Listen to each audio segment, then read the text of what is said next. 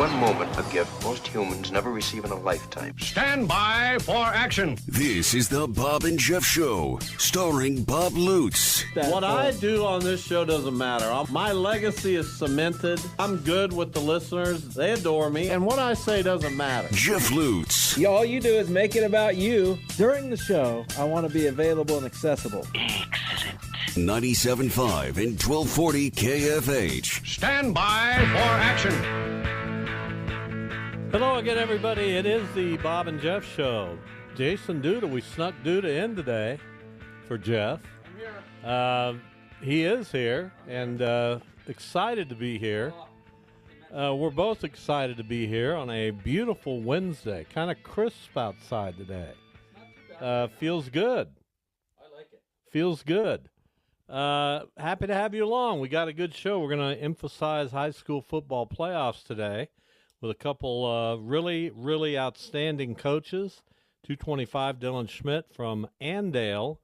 They've got their rematch with Cheney Friday night. I don't know if our state's big enough for that game. I would have to agree.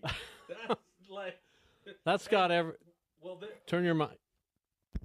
There you go. Will there be anybody in Andale or in Cheney that will not be at that game? Will there be anybody in western Sedgwick County that's not at that game? This is reminding me of when I played hockey out in Kinistino, Saskatchewan, and they used to shut the town down while we played. Literally no gas station, no nothing. I could see that happening at this game. It's going to be crazy. It'll be big. It's a big game. It was a big game the first time they played in the regular season. Cheney, with a comeback from 22 points down, came back and beat Andale, breaking Andale's 57-game winning streak. And the stakes are higher for this one. Andale carrying four consecutive Class 3A state championships, and Cheney going to try to get him for a second time. At 245, Cape and Mount Carmel football coach Weston Schartz. Cape hasn't won a state title. I meant to look this up, but it's been a long time, and they are right there. They've got a chance to, if they defeat Goddard Eisenhower, go and play for the 5A state championship. And we'll talk to Weston Schartz coming up here at 2:45 today. At 3:25, Mike Furchess joins us for a little pop culture segment. We're going to talk about a movie he thinks is on track to perhaps win an Academy Award. What well, yeah, aren't we excited about that? I'm kind of curious now. Which one? Well, we'll talk about it. I know. I'm going to keep you guessing. Get ahead of myself. Just I know like I am won't the do that. audience. That way way the audience says, man, I want to hear that. What a teaser. Yeah. The that's good a good old one. teaser. That's a good one. 869-1240, that is the hotline, sponsored by IHOP, and we certainly appreciate IHOP. You can enjoy the new strawberry cheesecake, golden brown Belgian waffle, topped with creamy cheesecake mousse, fresh strawberries, and whipped topping. You got an IHOP on the way home? There's one right there. Oh, God. I can get to it if need be. It's not that far away. Well, I could see the wheels turning in your head when I was talking about that waffle. There's always a chance. Always a chance. Always a chance. Now, I know last night I checked out at halftime, but I did record the game, the KU Kentucky game, and watched it the second half this morning. That was a heck of a early season college basketball game. Kentucky looked like world beaters in the first half. Kansas looked like world beaters in the second half. And the second half, world beaters won, 89-84, at the United Center in Chicago, the Champions Classic. And Hunter Dickinson, probably not a shock, 27-21. Well, that's not bad.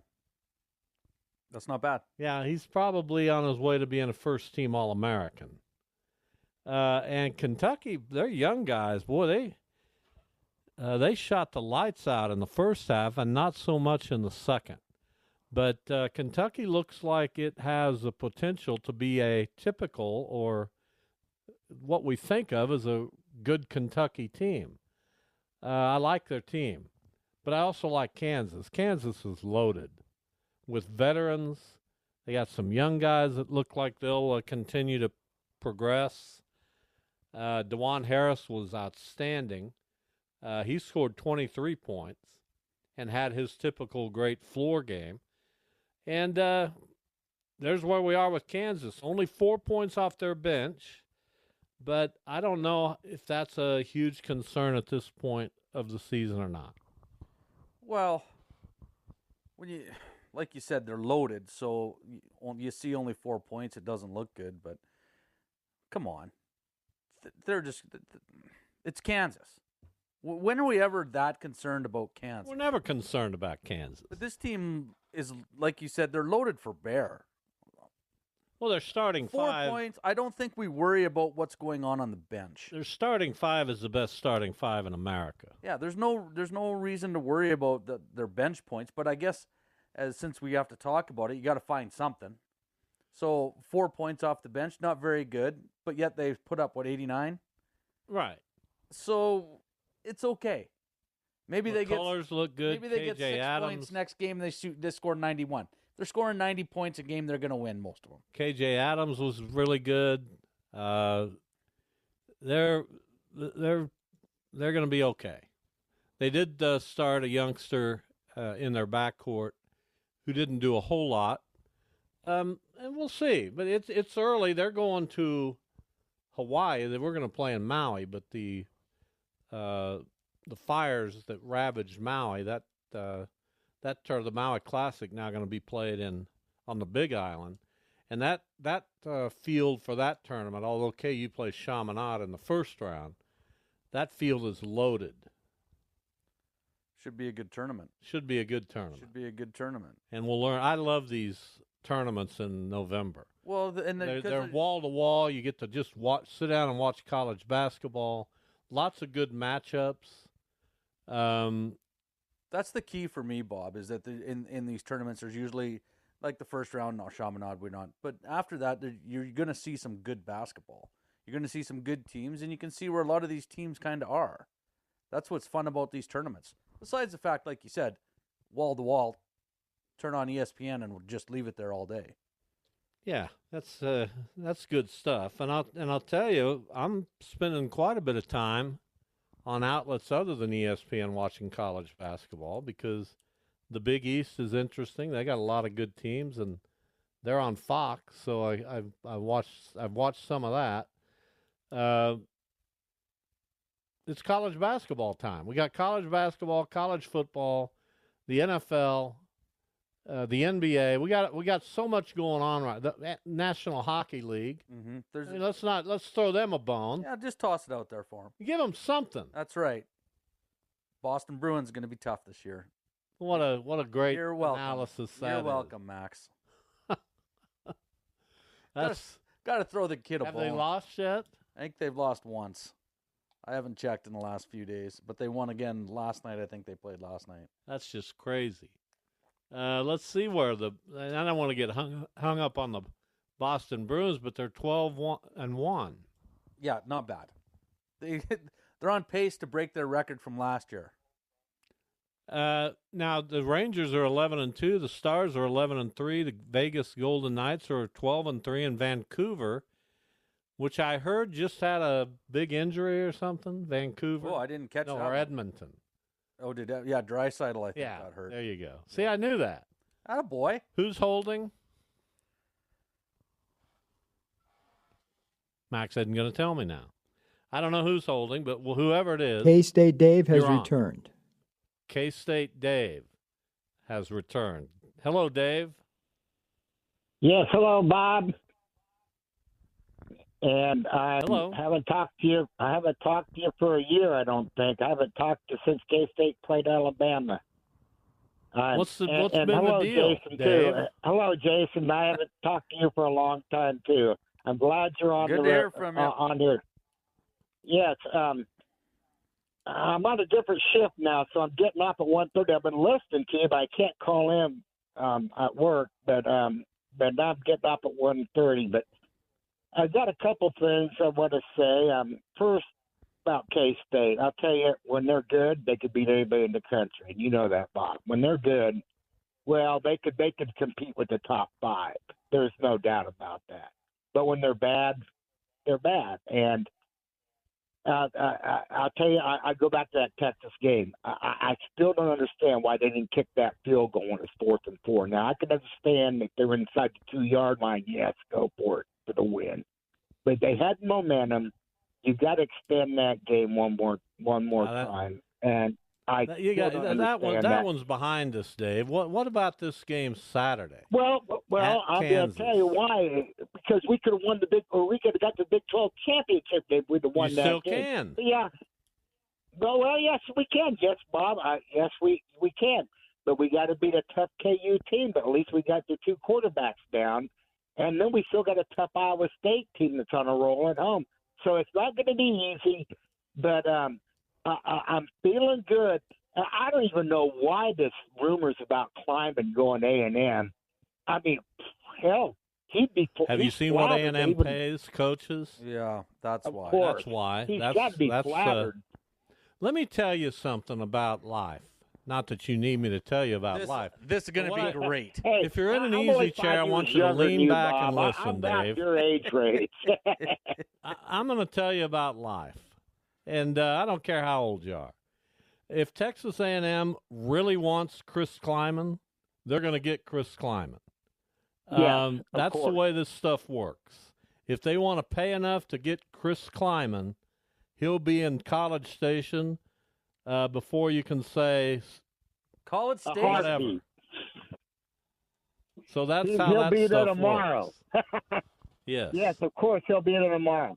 Hey, just one quick thing about the Chiefs too. I tell you, Mahomes is just having a terrible year, and if our defense wasn't as good as they are, we'd be 500 right now. Mahomes ain't even scoring 20 points, and we're winning. I don't know what's wrong with him. He's still innocent. I think we just need a good class, grade A receiver, and we don't have one. I don't know. He's still throwing balls right on the money, and they're dropping them. I don't understand. Well, now, wait a minute. Go if ahead. he's not being – sit down, Dave. I want to tell you about life. Yes. Thanks for the call, Dave. It's good to hear from you. I hope you call again. Here's what I'll say about Mahomes. And Dave was a little bit all over the place. Is it Mahomes having a bad year, or is it the receiving core not being there? I go toward the latter. Mahomes is still Mahomes. Mahomes is the A quarterback in the National Football League. If you ask 32 general managers and coaches who they'd like to have at quarterback, how many of the 32 would say Mahomes? 30. What would the other 2 say? One might not want to say it because they have their own quarterback. Say they were on truth serum. How many of the 32 would? 31. Which one wouldn't? There'd be one. There'd be one guy on There'd just truth be serum. one guy that would be like, no way. I believe in my guy too much. Even on truth serum. Hey, 31 out of 32 is pretty good. But there'd be one that just believed it so much that he would just say his own guy. Well, there you and go. It could be Shanahan with Purdy. It could be Hurts. It could be Allen. It could be Burrow. I don't know. Could be. C.J. Stroud, maybe. They'd all be wrong. Well, I'm not arguing that point. But I agree with you. He's still playing well, but the receivers are not. They have none. So who would you? They needed to pick one up. Well, They needed to try to make a trade. How much do they really need They to do? do. They're This still year- a top 10 offense. Yeah, but this year they do. And they're a top 5 defense. Well, here's the difference this year, is their defense is so good that instead of having to lean on Mahomes, they can lean on the defense right now. But it'll be fun to see what happens against Philadelphia. That'll be a good game. Yeah, it will be. And you know what? I like Mahomes. And I'm going to defend him. I like him too. I'm not saying that he's having a down year. He's having a down year from a production side, no question about it. You can't argue that point. He's having a down year on the fantasy side, which a lot of us that's what we look at. But if you watch him play, it's the same guy. He just doesn't have quite as much help. Yeah, I like the guy. I'm not going there with you and K-State. What do you mean Dave. with me? I'm sticking up for him. Yeah, get it off your chest. Here's KU Pat. Pat, go ahead. Just rip into Duda. Duda, I'm not going to get on you, except the 2 times you've taken KU this year, KU has lost their quarterbacks. The injury, so I am begging you, take K-State Saturday. Whoa! Whoa! Yeah, I know I'm contradicting myself, but the 2 times you've taken KU, they lost Daniels, then they lost Bean. That's true. That's very true, KU, Pat. I've been hoping you would call. We'll get back to your spat with Duda here in a second, but I got a spat with you. I got a spat with you. You didn't call Monday, and I took Lance Leipold to the woodshed a little bit because I didn't agree with his assessment at the end of that game. And I want to tell you, Pat, I'm not a KU fan. You know that. You've listened to these shows forever. But I got invested in that game, and their comeback was exciting, and it looked like they were there and they were going to win it, and I was angry when they didn't. But to say that you got to go from A to B to C to D, and so you can't expect to go from A to D, I thought it was a wrong game to use that analogy, which I agree with, except I didn't agree with his usage of it after that game. I was too upset, too angry about it. Your thoughts? Well, that really didn't bother me that much. I mean, the great thing about Leipold, he's brutally honest, and he'll tell you what is. Look, I was, of course, at the game, and I was more frustrated with the horrible play calling down on the goal line. They really should have won the game. It's amazing they were in the game with the third-string freshman quarterback, and the defense played great. But how do you give up 65 yards in the last 25 seconds? That's unforgivable. But look, if you would have told me 2 years ago, I'd be complaining. They're 7-3, and people are upset that they lost the game Saturday. I was upset. But I would gladly lose that game to win Saturday. I have had this game marked for a year, and it looks like Bean is going to play. He practiced today, so I'm hopeful, because let me tell you something about K-State. They have played 4 Big 12 teams with that team's first or second string quarterback out. It's not K-State's fault, but they've been very fortunate. And for K-State, Dave, you haven't beaten anybody with a winning record yet. So, look, this is going to be a very difficult game Saturday. I know that. But this streak has got to end. And look for me on top of the goalpost if they do win Saturday. Well, I can't wait for the game. Thank you, Pat. We appreciate it. Take the Wildcats for 8 or 9, please. I don't understand. You call and you. And I know. Trust me, I understand what you were saying, and I get it. And I was kind of being that guy. But every time I take them, like you said, they definitely lose, and they've lost their quarterbacks. And the worst part is, I was looking at the line, and I'm like, KU staying within that. But because you want me to take K-State, I will take K-State for you. You would have taken K-State. Do what's in your heart, but don't act as though you've taken KU a lot. You've taken them about 3 times over the last 3 years. So I'm just talking this year. Don't act as though, every time I take KU, you've only taken them about 3 times. I listen to those picks. And you see how it turns out. I do. All right, we got to take a break, Pat. Thank you for the call. We enjoy hearing from you. We are going to take a break. When we come back, we'll talk high school football, Class 3A playoff semifinals in all the classes, coming up Friday night. The biggest game in the state, in my opinion, is taking place right here in Sedgwick County out at Cheney, where Andale will visit a rematch of a incredible game earlier this season. We'll talk Andale football with Dylan Schmidt, their head coach, next.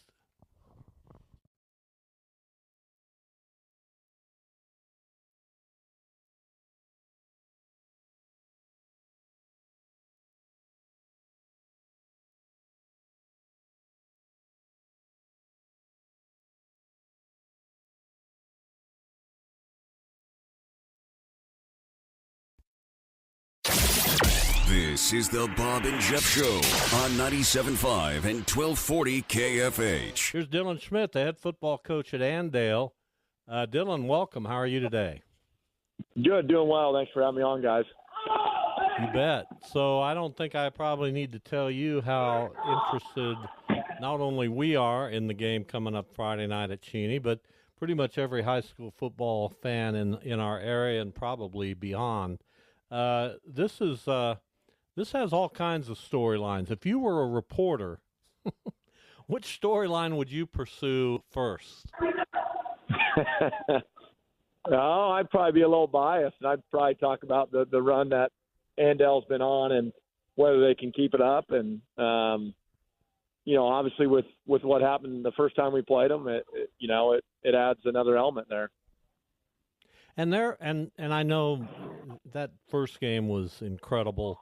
You've had another remarkable season, but we all agree that this is a for real Cheney team. These guys are good, right? Yeah, 100%. I mean, I take nothing away from anybody we've played, obviously over the last however many years, but it's been the best team we've played in a long time.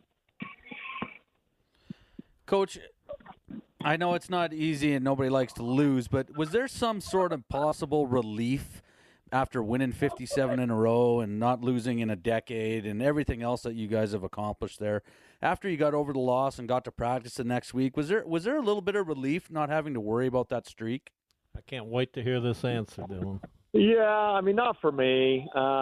Just because, I mean, that's why you coach and why you do what you do. I mean, everybody's got pressure in their job and, with their family and all those things. And I love it. I mean, that's part of the gig, right? Cowboy up and, and hey, we're lucky to be in that situation. I don't know what the kids would say. I mean, I don't think they would say much different than me just because it's not something we talk about all the time. I mean, it was just, hey, let's get better every day and, let's keep trying to win. And, if you get beat, you get beat. We'll move on. And so I don't know that we put a ton of pressure on them from a coaching staff standpoint, but I'm sure they felt it. And I'm sure as a senior class, maybe the seniors are going, hey, we don't want to be the guys to mess this up. But, I mean, I shouldn't say I could care less because I loved it. I mean, I enjoyed, the fact of everything that we've done and to have the nation's longest winning streak and all those things were really special.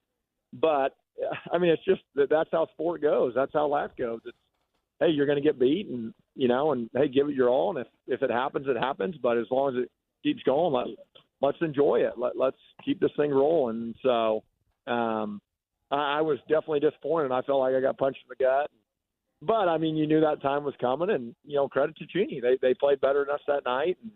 And I think from the perspective of this game, it probably helped us. Because now it's one of those deals you're going, hey, you know what? They beat us the first time, so what do we got to lose? And, there's some things you learn from getting beat, and hopefully it lit a fire in our coaches and in our, in our kids. And so – like I told the kids, even if we would have won that game, we'd still be back in the same situation. We'd be standing here in the semifinal saying, hey, you know what? We got to beat Cheney and make the finals. So all those things kind of went through my head. Andale coach Dylan Schmidt is our guest. Andale and Cheney coming up Friday night in Cheney. The Cardinals with a 36-30 overtime win over Andale earlier this season. So what has to be different in this game for Andale to win it? Yeah, I think three big things. We won the turnover margin, but you wouldn't have thought it. And some of them were kind of, it was a third and long, and they throw a long pass, we intercept it, ends up being like a punt. And another one's right before half, and and they got 20 seconds, and so they throw one up. So a couple of them weren't big turnovers, but there's one or two that was. And so the turnover margin is always key. I mean, especially in big games, because the more opportunities you can get with the football in your hands, you need them against good teams. And So that's something we preach all the time. We've done a great job all year with that. And then the second thing is pass defense. We got to play better. They do such a good job extending plays, the quarterback does, and find the open receiver. There were some 3rd and longs and 4th and longs, and they extend the play and they convert them, and we just didn't cover very well.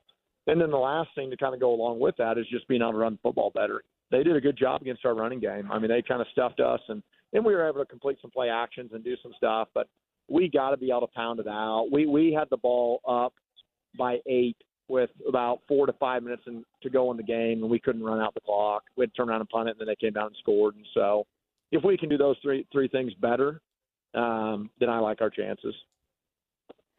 Coach, obviously you guys have played and won state championships and atmospheres that you've been in, but what are you expecting from this game? I mean, the atmosphere has got to be even higher than it was in the game that you lost to Cheney coming up. Is anybody going to be left in any of those 2 towns to run the gas station when this game's being played? I told the kids the other day, and this is probably the truth, I said this might be the biggest game in terms of fans that we've ever coached in, that you'll ever play in. I don't know how many fans there were, and I never really pay attention that much, to be honest. But I looked over, and it was all the way along the track. I mean, from my perspective of just looking out and the quick glance that I took, I've never seen that many people at a game that I've coached in. Now, maybe the stadiums and things like that, you don't get good perspective on how many people are actually there. But I told them this is probably more fans than you'll get in any state championship game you'll ever play in. So my point behind that comment is to our guys, hey, enjoy it. This is awesome. This is why you work your butt off. And, there's a lot of common connections and people know each other. The towns are very close. And heck, it's where our golf team practices over at their golf course for the Andale High School golf team. And so, that adds to it. I got a lot of buddies from Cheney, and probably the biggest deal is my wife is from Cheney, graduated from Cheney in 2002. So, there's just so many common connections there, and it should be just a great environment. And I've heard there's going to be more people, and I hope there is. Well, I have a granddaughter at Andale, so I guess I'm pulling for Andale coming up Friday night for sure. Dylan Schmidt, our guest, the head football coach at Andale. So take us through your quarterback situation. I know are you completely healthy there now? I know it's been a little bit of a bumpy ride. Well, we're as unhealthy as we've ever been in our state championship runs. You could take all the 4 years previous, and we've had more injuries this year than we did in all those 4 years. So that's been the key. When people kind of laugh at me, throughout the year, you're going to kill them, or whatever they say at the beginning of the football season. I say, yeah, if we can stay healthy, I like our chances. That hasn't happened this year. So we lose Owen Eck, who was our leading rusher and played quarterback early in the year. So to back up a little bit, we're in the Scott City game. Sam Harp gets knocked out, who was our starting quarterback in the 6th play of the game offensively. And then we bring Owen Eck. He breaks his collarbone on the 17th play of offense. And then we brought in our 3rd-string quarterback, Hunter Grimes, and he did a fabulous job because we were talking in the headset at the game and said if he goes down, our 4th-string quarterback was out, who was a JV guy who had been hurt. So we said we literally don't have a kid that's taking a snap if our 3rd-string quarterback goes out. Luckily, he didn't, and we were able to get through the game. But we got a bunch of offensive linemen that are, torn labrums and torn knees, and a lot of them will go, and they're going to play in it, and that's where I really enjoyed this year is because we've had some absolute warriors. But it's not going to be an excuse for us. We're going to get after it, and we're going to crank it up, and our guys that are playing in place of other guys, they're going to play awesome. And so by no means am I using it as an excuse or anything. I don't think our guys are. Our guys are fired up. But, yeah, we're beat up pretty good. And always tough, obviously, when that's the case. To the game, what are you expecting? Are you expecting Cheney to play the same way? Are you looking at some other things? What do you have to do to stop them, I guess, is probably the better way to put it. Yeah, to kind of answer all your questions, number one, I'd expect them to probably do much of the same because they were successful, and I'm sure they'll look at film and have different wrinkles on different plays, and just like we have. It comes down to matchups, one-on-one matchups, and, how do you get some of your better guys against their guys that aren't as good, and can you do that by formation? Can you do that by play? That's always the cat and mouse game of coaching is, what are they aligning to? Is there a certain person? What are they doing against certain sets?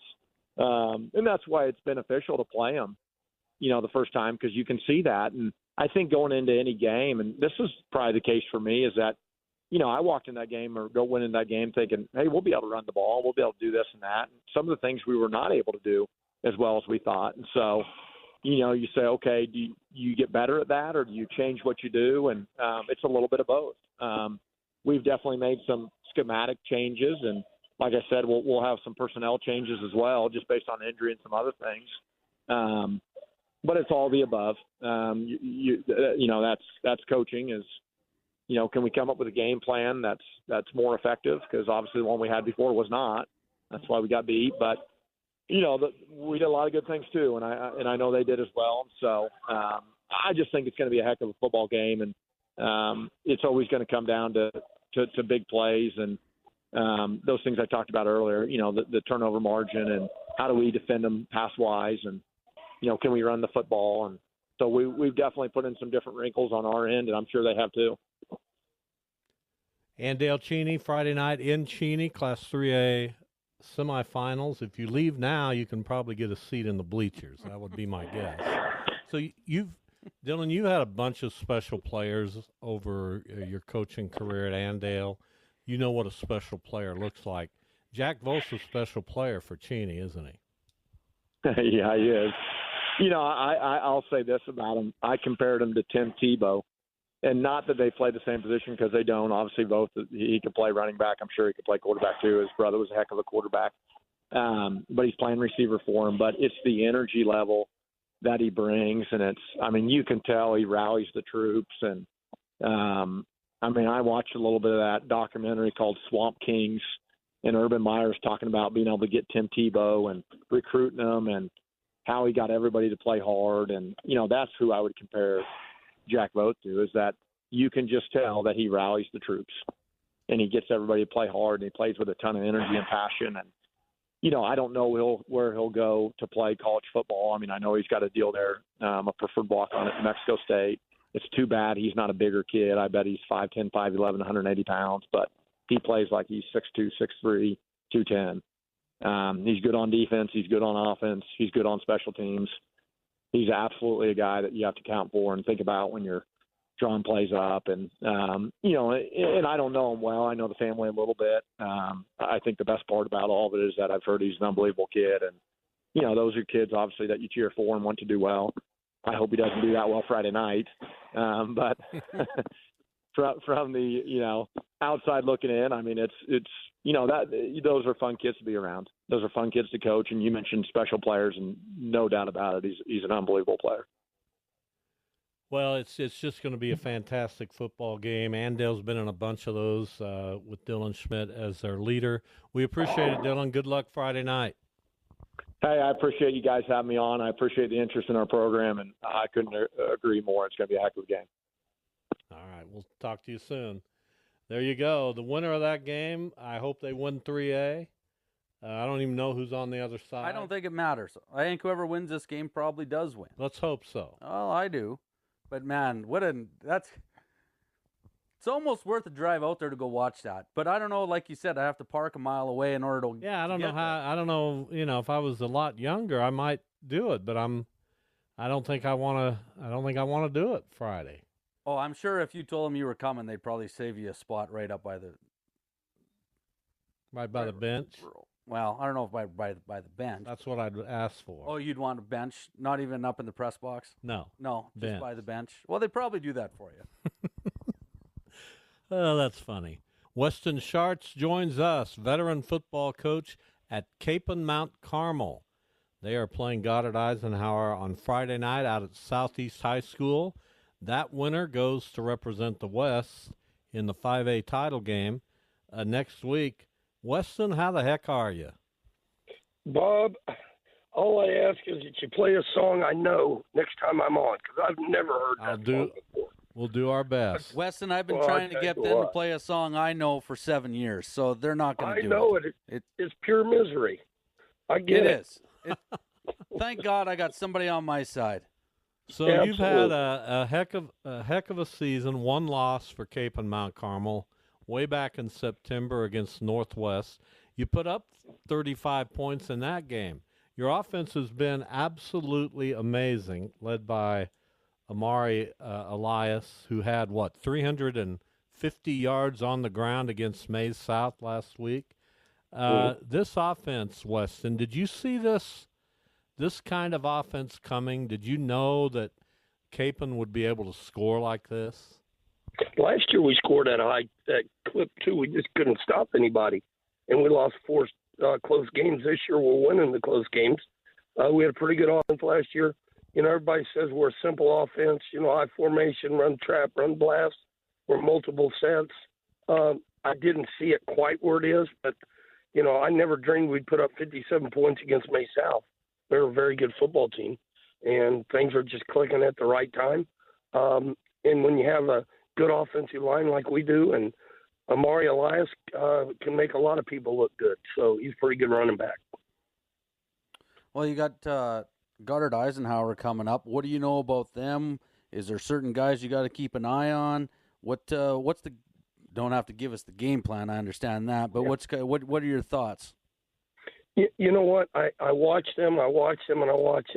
They do not beat themselves. They wait for you to make a mistake, and then they really capitalize on it. They got a good, solid defense. They got a good quarterback that can throw. He can also run.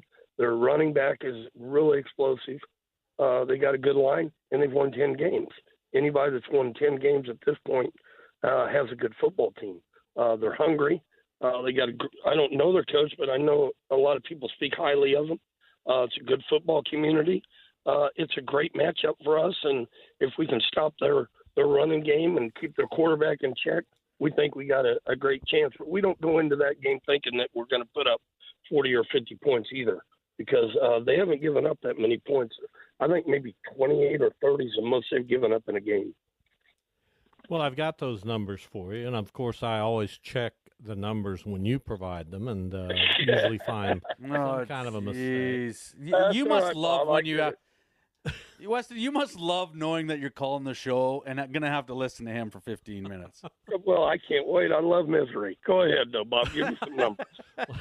Weston Schartz, our guest from Cape and Mount Carmel. They've allowed 132 points this season in 11 games. So in the neighborhood of 12 points per game. They ride their defense. You've scored 641 points in 11 games, which is crazy. By the way, you said you had the same kind of offense last year, 369 points last year. So in the neighborhood of 280 more. 1,000 pardons. He's so proud of himself. He is. It's unbelievable. Good to know, because I didn't know that. Yeah, it's been incredible, Weston. This offense is just and what's really incredible about this offense that you have this year and all the scoring you're doing, you run the football, and you've been able to score this amount of points with your ground game being really the thing that you emphasize. So talk about not only Omari Elias, who's just been incredible, but this offensive line and the job they've done. Well, you got to start with our fullback, Henry Chrisman. He's 5'6", 150 pounds, but he can block anybody. He's a great lead blocker. He plays with reckless abandon. He can run the trap well. One of the toughest kids, pound for pound, I've ever coached. And then you got Paul Bloomer at left tackle. You got Henry Ork at left guard. John Knapp at center, Jake Sokol at guard, and then we got Aiden Spears. Those guys played all last year. So they're working on over 20 football games as a unit. So, and our tight end is good. Our tight end handled May South's 7-tech last week pretty good, and that 7-tech's got like 4 or 5 D1 offers. So we got guys that can block, but our quarterback can throw the ball when he has to. And he's made big plays. We're averaging probably, I hesitate to say it because I'm sure you'll look it up. I'd say we're 25 yards that's coming. Yeah, I'd say we're 25 yards a pass, somewhere in there. When we throw it, we usually complete it, and it's a big play. So, we've just been well-rounded. Well, Weston, you talked about last year, you couldn't stop anybody. Obviously, your defense is coming up with some stops this year. Give us a little rundown on what's kind of changed on that side of the ball. Well, we have a lot of guys back that started last year. They gotten bigger, stronger, faster in the weight room over the season. We got some guys that are doing a great job coaching them. Ryan Burr's our defensive coordinator. Cody Peabody does the secondary. Coach Gardner does the linebackers, and Geddes does the D-line. They've done a great job of having our guys prepared. And we just got guys that, when we met this summer, we said, guys, if you want to, I met with them, I said, if you want to beat the guys you need to beat, here's what we got to do. Will Thingvoll, who's a basketball player, you got to play defensive back. And he's made that move. And then I said, our defense has to stop people. And those two things have been big for us. Now, we're not a shutdown defense. I mean, we're not trying to fool anybody. We still give up our fair share of points, but we're actually getting stops and making some plays when we have to. Talking football with Cape and Mount Carmel football coach Weston Schartz. They have Goddard Eisenhower coming up Friday night out at Southeast High School. I want to ask you about that venue in which to play because it's relatively new. But I also want to point out the program that Cape and Mount Carmel once had, and it's been, believe it or not, 36 years since Cape and Mount Carmel won a football title. How much would that mean? Well, it would mean a ton for the school, also for myself. It'd be nice to win one of those. It's not going to define me. But I'm not going to lie to you. It's something that, at the beginning of the season, we had two goals. That was to beat Carroll and practice on Thanksgiving week. And they looked at me, what's that mean? I said, that means you're in the state championship. So it's been a long time. I think it's 87, Bob. But you got to remember also, it had been that long, if not longer, that they had won city championships, and we won 2 out of 3. So we're very happy with that. But it's time to take the next step. And Joe Schmo could win a city championship. Yeah, you're right. Yeah, I agree. Bob, I couldn't agree with you anymore. But Joe Schmo's a pretty good guy. I met him the other day, and he's a good man. We're trying to. We want to win a state championship. Heck yeah, we want to win every game. But I'm messing with you. No, I don't. You shook me up, Bob. I know. I've rattled you.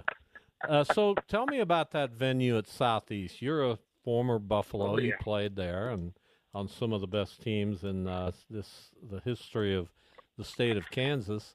And they've got a new school, obviously, relatively new, and a football stadium. Do you like it as a venue for a playoff game? I absolutely love it. 2 reasons. Number one, they got great locker facilities. Number 2, I love coming out of that tunnel. Have you been there, Bob?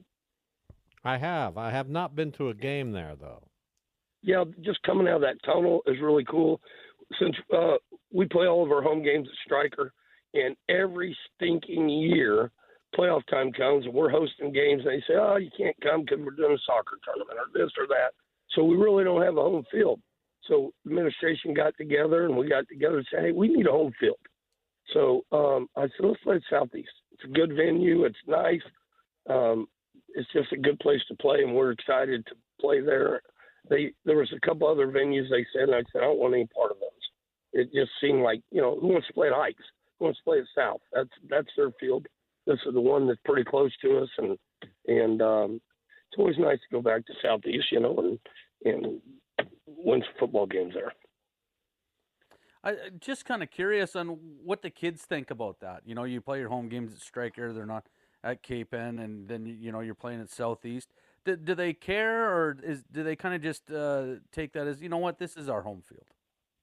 Yeah, nobody's ever said anything. It's just kind of something we expect every year, and I don't make a big deal out of it at all because I can make a big deal out of it. Nothing's going to change. So we got together. I told some of the guys, I said, let's play at Southeast. And they said, yeah, that sounds good. So, we've kind of adopted that as our home field, and they don't know any different. When I was at West, our kids, every field we played on was our home field because we didn't have one. That's just kind of the way we we do it here.